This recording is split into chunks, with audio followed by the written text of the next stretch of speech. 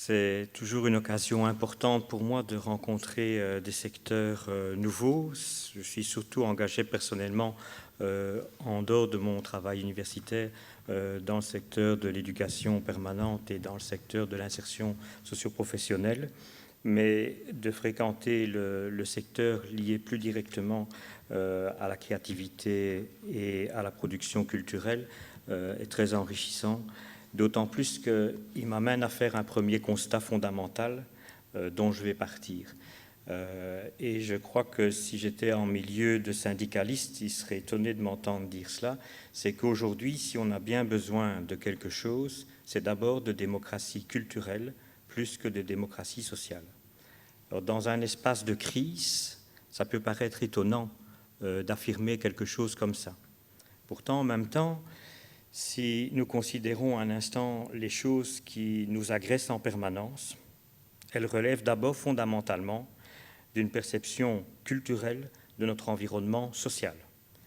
Je lisais récemment dans un journal, la gauche a plus peur d'être islamophobe que d'être anti-islamiste. Soudain, on va entendre des propos sur les massacres des chrétiens en Irak. À d'autres moments, si on se rapproche de chez nous, on entendra des gens s'exclamer lors d'une grève pour la reconnaissance du droit au travail. Droit au travail qu'ils ont évidemment oublié de mentionner quand un pays comporte 750 000 demandeurs d'emploi. Alors ces questions, pour moi, ne sont pas d'ordre social, elles sont d'abord et avant tout d'ordre profondément culturel, c'est-à-dire la capacité à relire les réalités sociales, humaines, les émotions, les désirs, les attentes, et d'être capable de les exprimer collectivement. Or, je crois qu'aujourd'hui, nous sommes véritablement en panne d'expression collective de nos attentes et de nos désirs.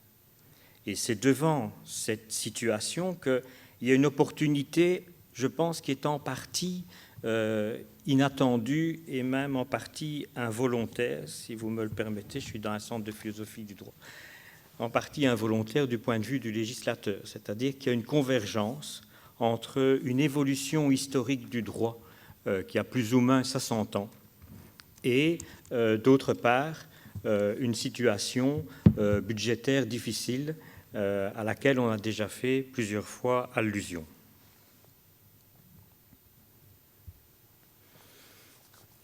Cette situation, je pars d'abord de la situation historique parce que ce que je voudrais essayer de vous faire passer comme message, c'est qu'il y a sans doute un horizon dont il faut s'emparer comme acteur du secteur culturel et qui nous permettra de construire des choses sans doute inédites par rapport à ce que nous avons été capables de faire jusqu'à aujourd'hui, en même temps qu'il faut parvenir à se départir d'un certain calcul stratégique, économique, opportuniste.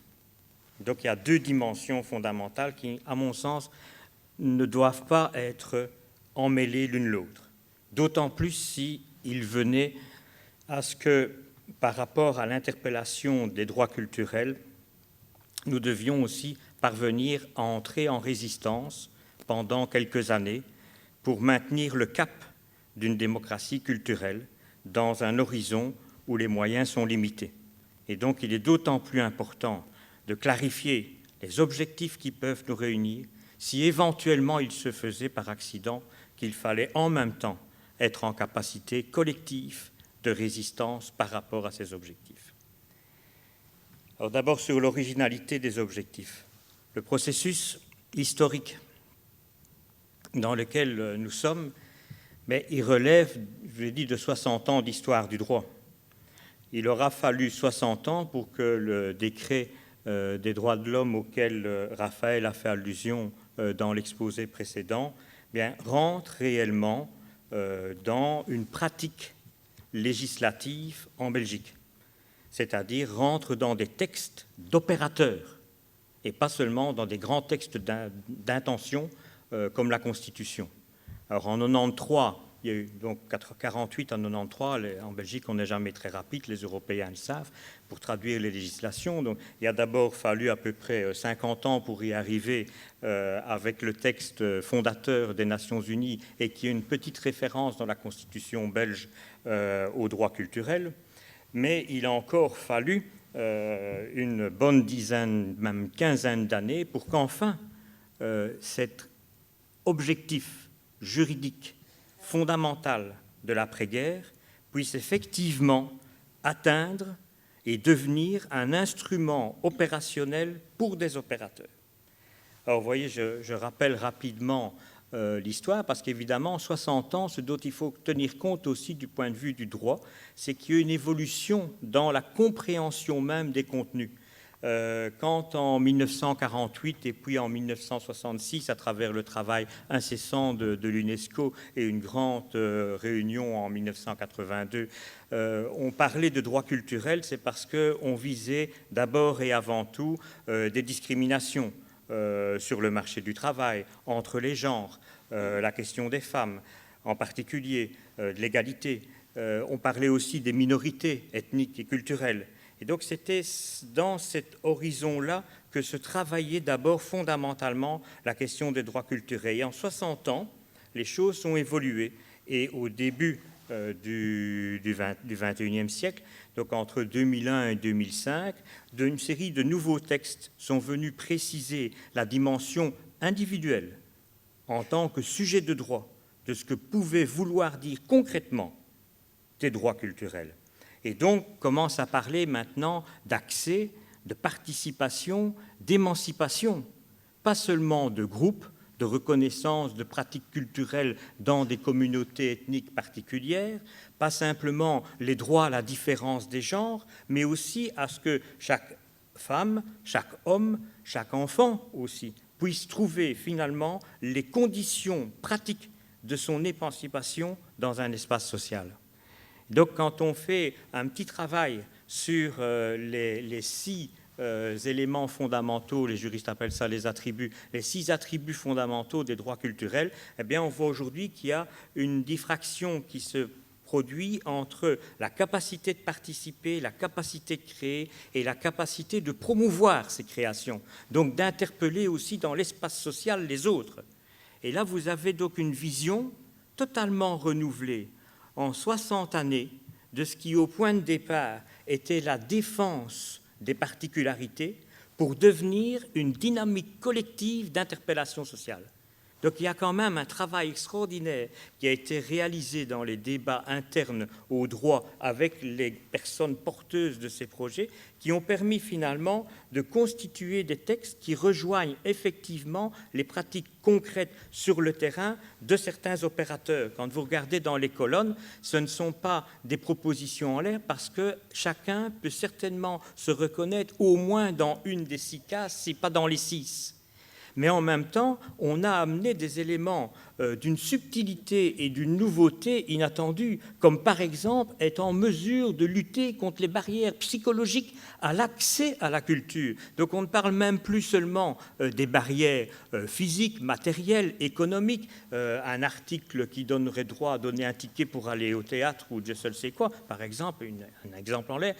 Mais ici, pas simplement la question matérielle, mais imaginez-vous la question symbolique, la question psychologique, tous ces éléments qui permettraient aux êtres humains non pas simplement d'être des consommateurs actifs de la culture existante autour d'eux, mais de devenir effectivement des producteurs de leurs attentes. C'est pour ça que pour moi la démocratie sociale est impuissante sans une démocratie culturelle.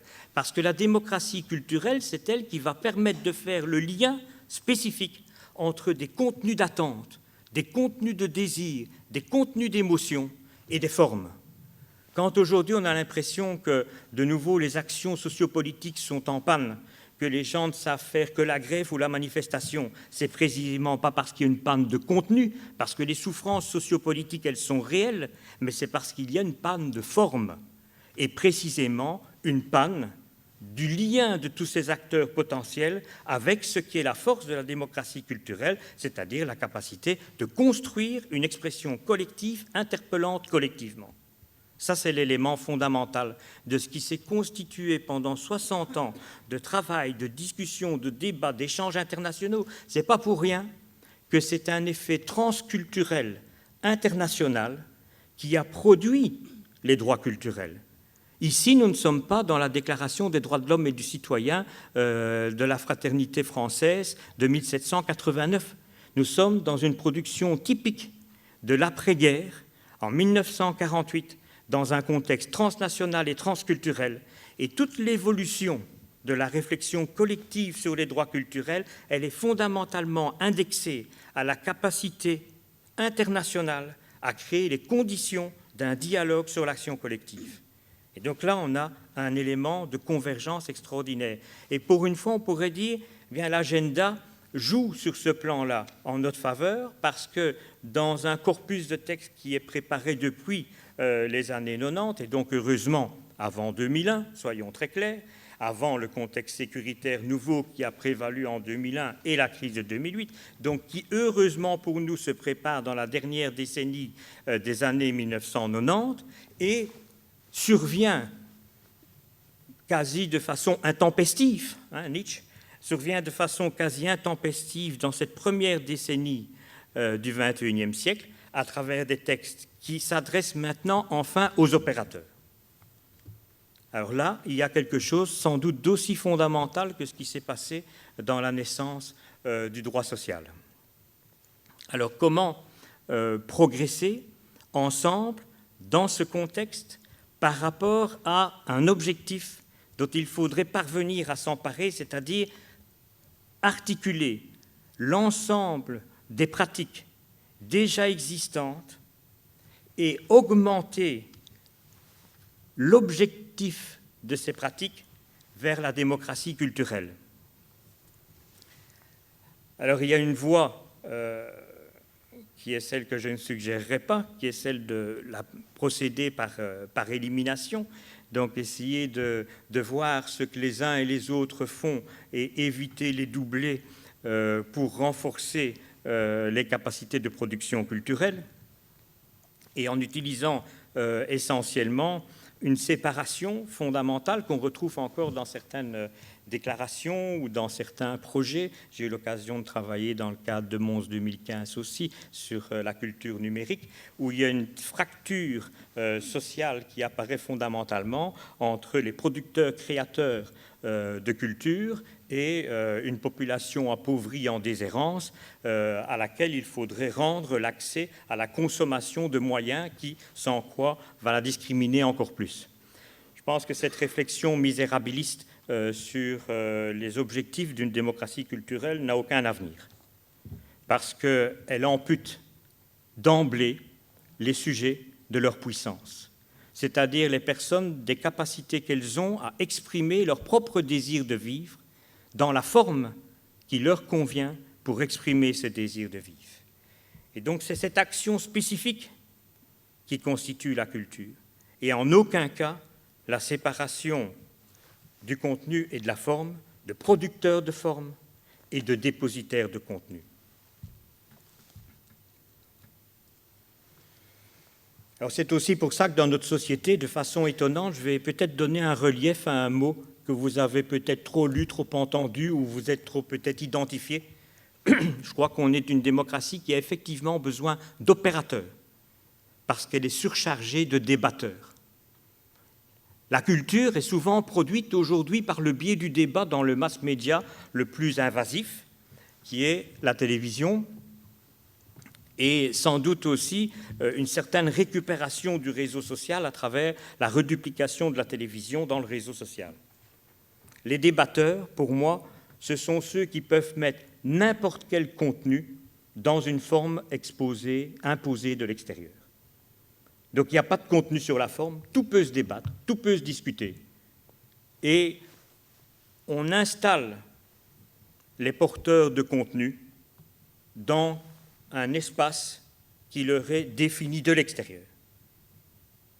C'est aux antipodes de ce que fait au quotidien un opérateur de démocratie culturelle, ce que chacun d'entre vous, dans votre secteur, à mon sens, vous aide.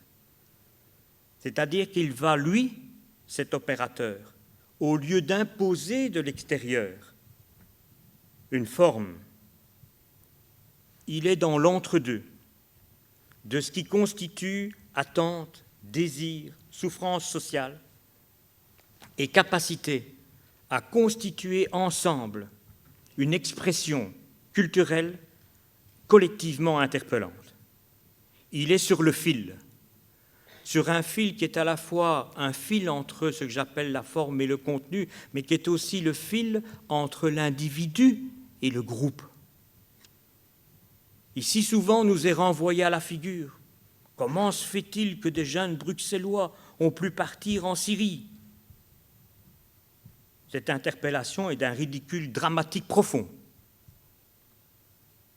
parce qu'elle est simplement l'affirmation de l'échec fondamental de notre capacité à produire une démocratie culturelle, à tendre le fil entre les individus et leur espace social.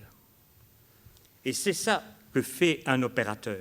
Et c'est ce moment historique que nous vivons où un projet de démocratie transculturelle, interpellant collectivement les acteurs dans le choix de formes multiples, atteint ceux qui, depuis leur création en secteur, sont sur le fil du lien entre le contenu et la forme, entre l'individu et le groupe.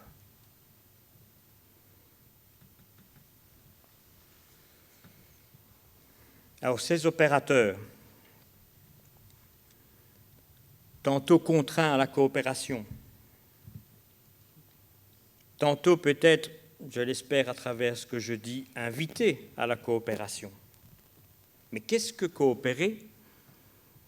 Est-ce partenariser? Est-ce créer du réseau? J'ai fait un petit jeu, vous voyez, coopérer comme on fait faire aux enfants à l'école primaire, là. Coopérer car ou coopérer pour. Le car, ici, dans le langage que j'utilise, qui est tout à fait hors syntaxe, fait référence à des raisons qui seraient déjà données à l'avance et qui nous feraient reculer en arrière. Il faut coopérer, et c'est la logique des économistes, en fait. Le processus de la coopération, malheureusement, y compris pour un philosophe, pendant ces 50 dernières années, a d'abord surtout été étudié par les économistes qui se demandaient bien comment il se pouvait faire que des gens coopèrent, puisque de toute manière, ce qui définit l'acteur rationnel, c'est la recherche de son profit maximal pour lui-même. Donc comment peut-il à certains moments tolérer une forme provisoire de coopération dans un monde en compétition? Il est parfois difficile de ne pas s'identifier à cette situation-là, quand on est soi-même à défendre un lieu, une institution, une pratique, un corps professionnel, lui-même, sans l'avoir choisi, mis en compétition dans un monde de ressources rares avec d'autres opérateurs. Donc l'économiste ne crée pas une fiction, c'est bien ça le problème des économistes, c'est qu'il est dans un certain monde réel, mais un monde néanmoins construit, et dans lequel il va nous donner un certain nombre de recommandations. Pourquoi? Pour sauver sa peau et pour être performant dans cet univers. Struggle for life, pour parvenir à survivre. Évidemment, si de temps en temps, il faut qu'un gros bouffe un petit, c'est la loi de la survie. Alors, coopérer car, c'est de dire, oui, il faut bien coopérer, puisque de toute façon, il y aura compression des moyens. Et donc, la coopération est un des vecteurs fondamentaux de l'économie d'échelle. Ce n'est pas dit comme ça dans les décrets, évidemment. C'est aussi, ça c'est la grande croyance des économistes, c'est ce qui permet l'alignement des préférences.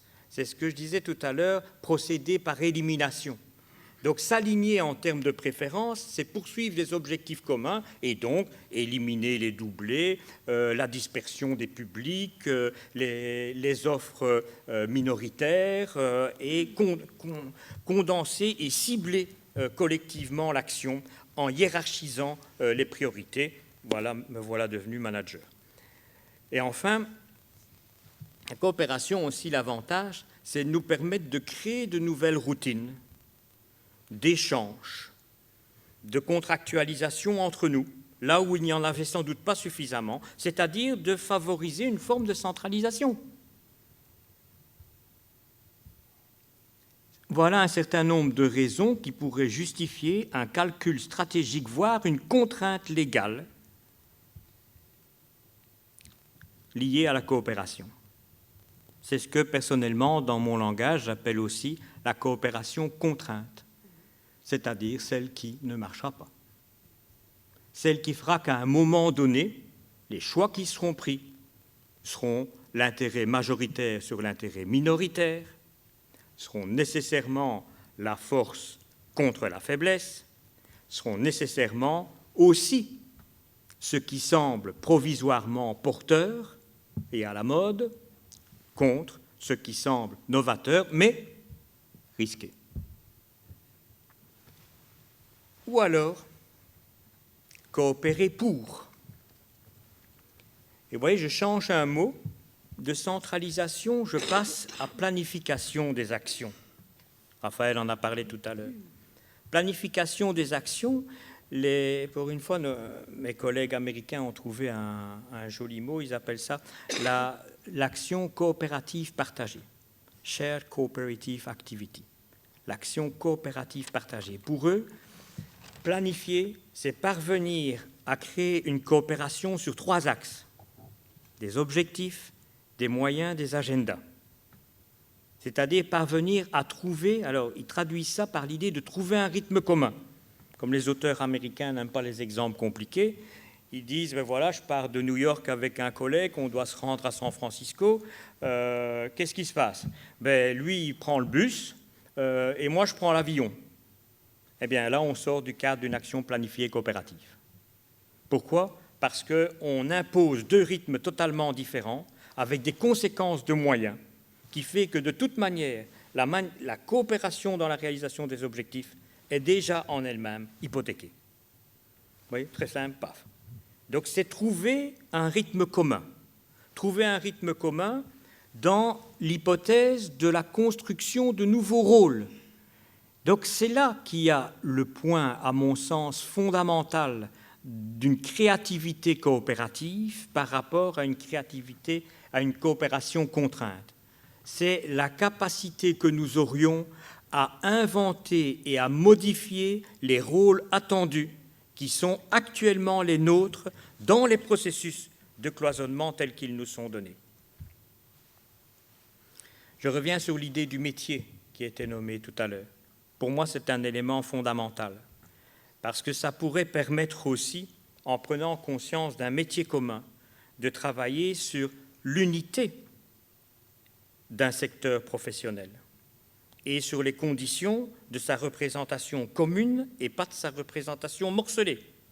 C'est-à-dire, si nous partageons ce nouvel objectif qui a mis 60 ans à se concrétiser du point de vue des opérateurs, de devenir effectivement collectivement, en se donnant la possibilité de définir à terme de nouveaux rôles, les opérateurs de la démocratie culturelle pour aujourd'hui, alors nous formons tous, transversalement, un nouveau type de secteur, entre guillemets si vous voulez. Et ce secteur peut tendre, pour avoir réellement une force de négociation, à se constituer de manière beaucoup plus unifiée en termes de représentation sociopolitique. Et ça, dernier élément de mon pour, non seulement pour avoir un rôle politique accru pour soi en tant que professionnel, mais c'est parce qu'effectivement la clé du déplacement, si nous devenons des opérateurs de démocratie culturelle, eh bien au sens strict et fort, nous sommes des opérateurs politiques. C'est-à-dire, nous pouvons être un des vecteurs de transformation de l'espace public. J'imagine mal comment il puisse y avoir d'autres manières de transformer l'espace public tel qu'il est encadré aujourd'hui médiatiquement, législativement, politiquement, si ce n'est par la démocratie culturelle. Je pense que précisément ce que nous avons appris ces 20 dernières années, c'est l'impossibilité pour la démocratie sociale, telle qu'elle s'est pensée, de parvenir encore aujourd'hui, malheureusement, à transformer l'espace public. Et l'intuition qui est portée quand même depuis la fin de la Seconde Guerre mondiale, c'est que s'il y a un vecteur possible à terme de transformation de l'espace public, c'est uniquement par la démocratie culturelle. Dans ce sens-là, je pense que coopérer pour, ça peut en valoir la peine. Pour autant, pas d'angélisme, parce qu'il me semble que derrière la logique des droits culturels se joue aussi, en même temps, donc j'ai donné une lecture, c'est ma lecture, c'est celle que j'essaye de vous partager. Je crois qu'elle correspond à une forme d'évolution et qu'elle correspond bien à un travail qui a été réalisé en partie dans les décrets, souvent dans les tout premiers articles. Mais ce n'est pas la seule tendance qui habite les droits culturels, ils sont en même temps révélateurs d'autres aspects qui cohabitent dans notre espace social et qui peut-être marginalisent ce que nous pouvons collectivement entendre par culture, en lien à l'éducation permanente notamment, comme l'a fait Raphaël tout à l'heure. Et donc ne jamais oublier que dans la lutte pour les droits culturels au niveau transnational et certainement chez nous à certains moments, il demeure un certain nombre d'aspects communautaristes. C'est-à-dire, vous savez, j'ai essayé de mettre notre action culturelle sur le fil entre l'individu et le groupe. Parce que je pense que le lieu de la démocratie culturelle, c'est l'entre-deux. Mais on pourrait se dire que la démocratie culturelle, c'est l'individu dans son groupe, c'est la liberté d'appartenance, c'est l'enfermement dans les règles spécifiques d'une communauté particulière et le droit d'être totalement identifié à cette communauté. J'étais quand même effrayé quand, il y a 3 semaines, les Allemands ont décidé de lier la reconnaissance du port du voile à l'identité culturelle, disant que la marque d'appartenance à un groupe religieux et à un groupe culturellement défini fait partie de l'identité du sujet. Je trouve ça, d'un point de vue philosophique, extrêmement effrayant, mais c'est bien une des dimensions qui se joue. Et donc, si nous n'y sommes pas, nous ne pouvons pas créer les fractures par les opérations que nous produisons. Ce n'est pas un enjeu de débat. On peut en débattre indéfiniment. Mais c'est par les opérations que nous sommes en mesure de produire que nous pouvons marquer la différence et ce que nous entendons réaliser comme démocratie culturelle. Et ne soyons pas naïfs, surtout, parce que ça, ce n'est encore que le communautarisme, mais n'oublions pas le mercantilisme dominant, donc le marchand, si vous préférez, et la marchandisation, puisqu'il y a quand même des États qui ont utilisé les droits culturels, dont la France notamment, pour l'exception culturelle par rapport à la production cinématographique à l'égard d'Hollywood. Je ne sais pas si le résultat est très probant.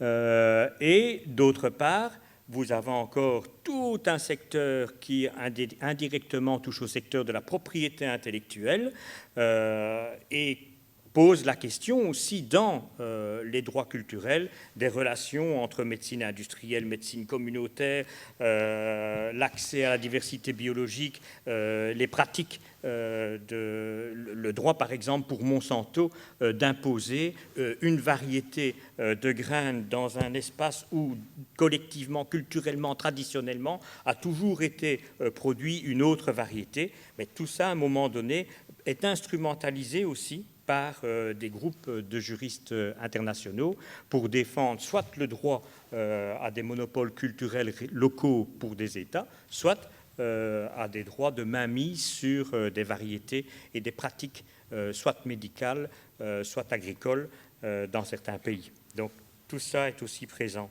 dans l'arrière-plan des droits culturels et je ne voulais pas vous en parler en imposant une lecture et en ne vous montrant pas d'autres risques. Mais pour moi, fondamentalement, Néanmoins, en n'oubliant pas les défis qui nous attendent, il n'en reste pas moins qu'agir comme opérateur sur l'entre-deux de la forme et du contenu de l'individu et du groupe, c'est la seule chance que nous pouvons saisir aujourd'hui. Il y en aura peut-être d'autres demain, hein. Je ne veux pas dire, oui, mais c'est la seule chance que nous pouvons saisir aujourd'hui pour pouvoir transformer l'espace public tel qu'il nous est donné actuellement. C'est-à-dire de rendre au sujet une puissance, là où pour moi l'ensemble des opérateurs sociaux aujourd'hui sont obnubilés par la faiblesse des sujets, par leur handicap, par leur défaut d'être, par l'assistance dont ils ont besoin, alors que le processus de la créativité culturelle est le seul qui met chez les sujets en avant une puissance de la subjectivité. Et cette puissance, elle a aussi cette originalité, une autre façon de nommer l'entre-deux, c'est de permettre de traverser sans cesse de ce qui est pour chacun le souci de soi à ce qui est en forme d'interpellation l'art de vivre ensemble. Et pour moi, si nous restons sur cette ligne-là et que nous créons des résistances de coopération, en sachant très bien que coopérer, ça signifie toujours identifier les risques partagés, que ça signifie toujours, en même temps, gérer des conflits qui appartiennent à la construction de quelque chose ensemble, et que c'est enfin parvenir à organiser la coopération. Si nous avons à l'esprit ces paramètres, eh bien, nous pouvons nous mettre en capacité de résistance pour soutenir un projet qui, dans la loi, va au-delà du calcul stratégique économique court-termiste qui nous est imposé dans l'après-2008. Merci.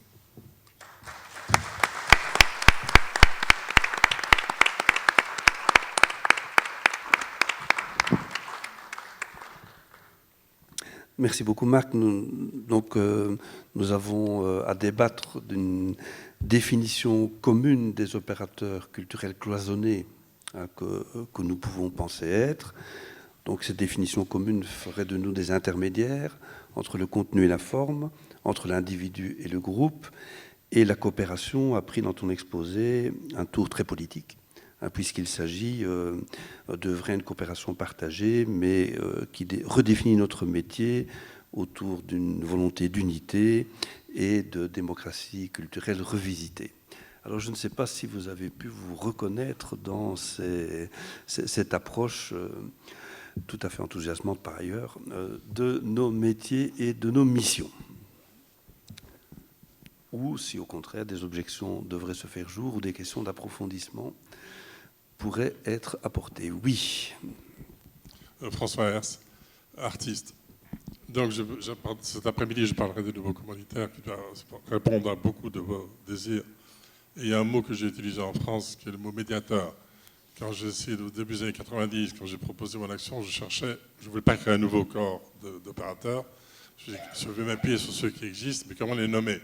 Comment nommer la responsabilité générique entre directeurs de théâtre, d'opéra, de centres d'art, de bibliothèques, etc. Comment ça s'appelle? Et j'ai pris ce mot médiateur, entre autres pour des raisons politiques, des raisons de diplomatie, comment en démocratie gérer le débat, gérer le conflit qui est fondateur de la démocratie.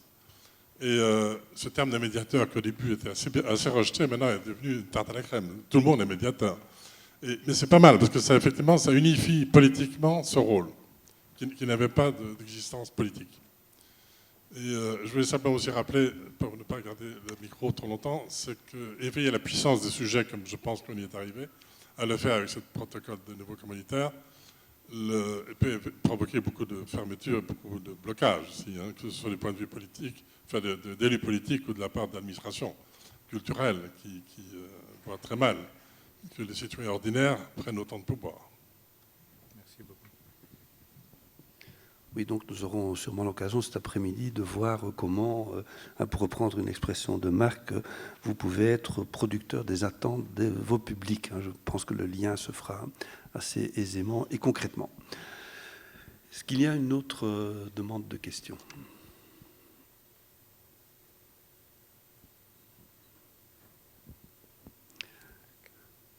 une question.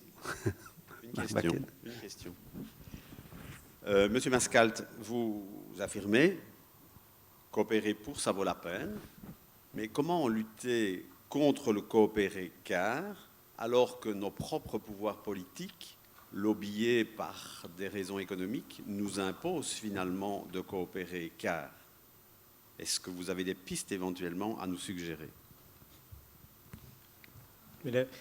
De façon peut-être naïve, je pense que des opérateurs tels que vous êtes, on peut avoir une contrainte légale formelle à coopérer.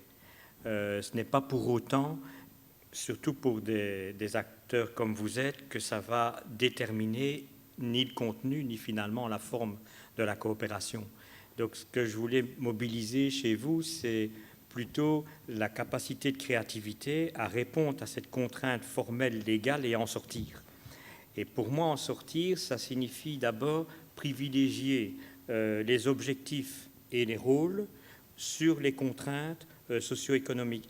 Donc, le raisonnement consistant, sans vouloir choquer, hein, mais le raisonnement consistant à dire je veux bien coopérer, mais donc faire plus et donc plus de moyens, est une approche qui est encore limitée sur le contenu possible du sens de la coopération.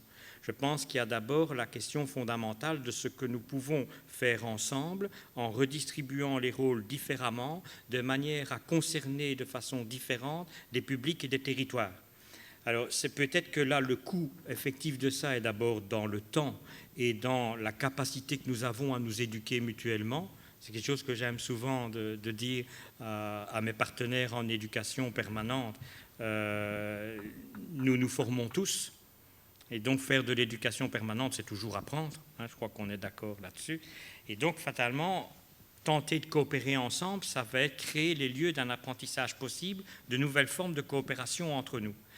Et pour moi, il est plus important aujourd'hui, si on croit à ce qu'on est capable de faire, donc ça veut dire qu'on est capable de l'exprimer, de le formuler, de l'identifier, de se mettre en capacité de le défendre qu'en capacité de le vendre. Et le grand risque des systèmes de subsidiation, c'est de nous transformer en colporteurs de projets. Et donc ici, si nous voulons tenter une forme de fracture, c'est de sortir de la logique qui nous est imposée, qui est la logique du colportage, de façon à devenir des défenseurs d'un nouveau projet, celui qui en fait est l'arrière-plan des décrets, peut-être jusqu'à un certain point bien malgré eux, parce qu'il y avait sans doute aussi le calcul de l'économie d'échelle, mais qui ne peut s'appuyer que sur une dynamique qui est celle de la démocratie culturelle, qui, elle, ne supporte pas la logique de l'économie d'échelle. Alors, Raphaël, les décrets, c'était coopérer car ou coopérer pour? On va en parler, hein, Marilène. Mais c'est vrai que le législateur, cette personne multiple qui n'existe pas en fait, hein, qui est le législateur, est un partenariat, est une négociation, et donc on ne peut pas dire ou le gentil ou le vilain législateur. Le législateur vous propose un truc déjà très négocié, évidemment. Et donc les intentions qui sont derrière sont certainement, elles aussi, nuancées. Et il y a certainement dedans du car et du pour. Et je pense que la marge de manœuvre, justement, des opérateurs, c'est que le législateur, sans doute le législateur qui pensait pour et non pas car, hein, n'a pas défini. Hein. Donc cette absence de définition dont je parlais tout à l'heure, de ce qu'est le partenariat ou la coopération ou la synergie pour et qui laisse ce grand flou, c'est votre marge de manœuvre et c'est votre opportunité à vous de dépasser le par pour faire du pour. Enfin, c'est comme ça que je conçois les choses, en tout cas personnellement. Il me semble que si le moteur de vos partenariats c'est le car, c'est parce qu'on veut valoriser, etc. Mais vous ne pouvez pas faire fi de ça, évidemment. Et si ce n'est que ça, alors vous ne dépassez pas, dépassez pas le car. Et vous ne vous y retrouverez pas finalement. D'ailleurs, ce n'est pas ce qu'on observe en tant qu'inspecteur en se promenant parmi vous. Ce n'est pas ça qu'on observe quand vous coopérez, quand vous vous partenarisez. Vous fabriquez plutôt du pour. Vous faites des partenariats qui apportent une dimension supplémentaire, qui sont des renforcements d'éducation permanente. Vous fabriquez pour répondre à l'attente du législateur qui voudrait vous voir coopérer et partenariser, un espace en disant voilà, on coopère, ça c'est là-dessus, on a des objectifs communs. Ensuite, vous le remplissez librement de ce que vous voulez. Je crois que c'est ça la marge de manœuvre, je dirais. Voilà. Merci bien. Alors, à cette incitation au dépassement du travail prescrit, est-ce qu'il reste une autre question? Sinon, Marc, sans vouloir entrer dans des arguties philosophiques, mais est-ce que tu peux éclairer un peu le terme de sujet dans ton exposé? Donc j'utilisais le terme de sujet pour revenir un peu à une préoccupation qui a construit l'action collective dans les années 70, où pendant un temps on s'est dit d'une certaine façon que ce qui était important, c'était tout ce qui faisait que nous n'étions jamais fixés dans une identité. Mais en même temps, ça voulait dire que ça servissait jusqu'à un certain point à la représentation que les autres donnent de nous et de notre identité. Et finalement, ce qui, à mon sens, définit chacun dans sa capacité, c'est le mot capacité qui est lié à ça, ce qui définit chacun dans sa capacité, c'est finalement d'être sujet d'une puissance. Et tantôt, la personne peut être totalement enfermée dans la puissance qu'il supporte, il peut être emporté par elle, ou bien il peut parvenir à la lier et à créer communauté, groupe, identité. Et donc c'est pour ça, revenir à ce moment où la puissance peut être un lieu d'une opportunité ou le lieu d'une sanction. Et c'est pour ça que je tiens tant à revenir un petit peu au mot sujet qui a été balayé par la philosophie de la fin du XXe siècle.